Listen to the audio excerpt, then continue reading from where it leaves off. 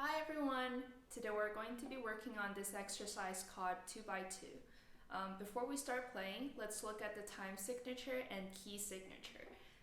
In this specific case, we have 2/4 for the time signature and 2 sharps for the key signature, so F sharp and C sharp. Now let me play through it once first. I'm setting the metronome to quarter note equals 275. And since this piece is in 2/4, that means you'll hear 2 clicks in each measure.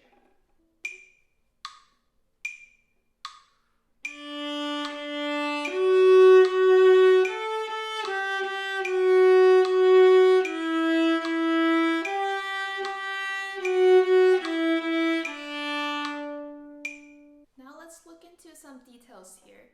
So just a quick reminder, you need to always be thinking about supporting your fingers. So for example, in the first 2 measures, we have D open string for the first measure.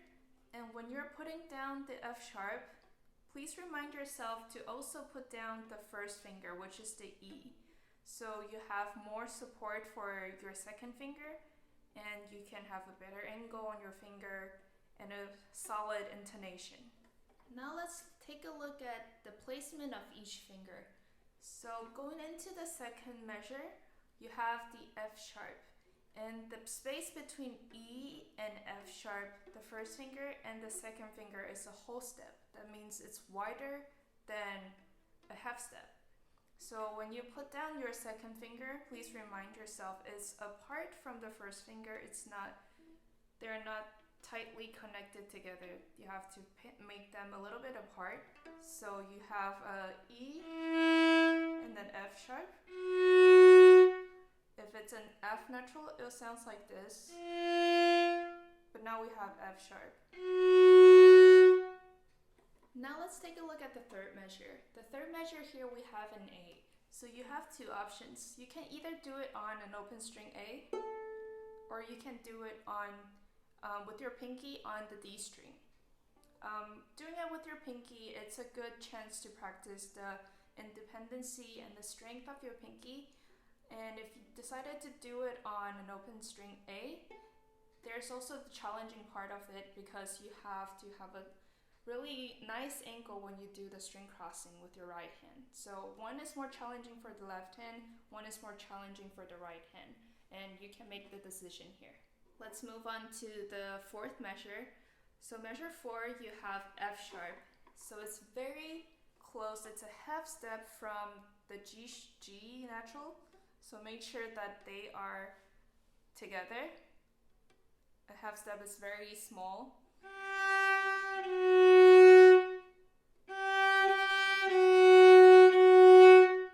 And then in measure 5, we're going from F sharp to E.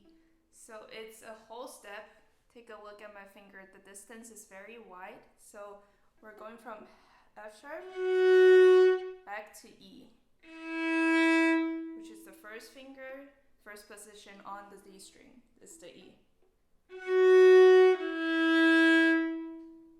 And then from measure 5 to measure 6, we have E going into G. And as I said in the beginning, we have first finger going to the third finger. So make sure you're putting down your second finger as well for support. So keep your first finger down, and when you play the G, make sure your second and third finger are down together at the same time. So it'll look like, and then we play G.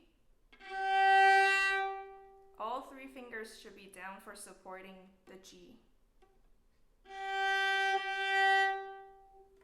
And then moving on, we have a G to F sharp. So it's a half step again. We've seen this 2 notes before, so make sure they are very close to each other.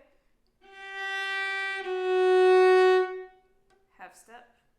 And then half step, going into a whole step from F sharp to E natural. A whole step here. So half step from G to F sharp, whole step from F sharp to E. So that was for the left hand, and now let's take a look at the right hand. The right hand here, for quarter notes, let's make sure you use as much bowl as you can for each note. So,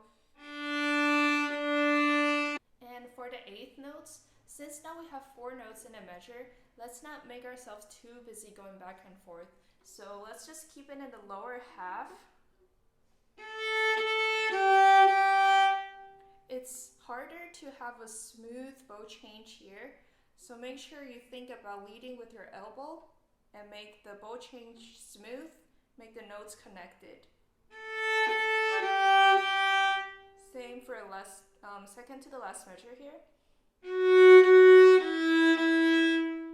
Make it smooth and connected.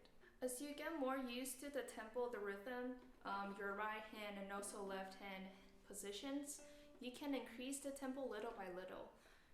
Now I'm going to play with metronome quarter note equals to 150. It's double the speed of what you heard in the beginning. When you reach this tempo, you won't be able to use whole bow for the quarter notes, but still look for the connected kind of bow stroke. So make sure all the intonations are still there and your right hand is smooth and connected.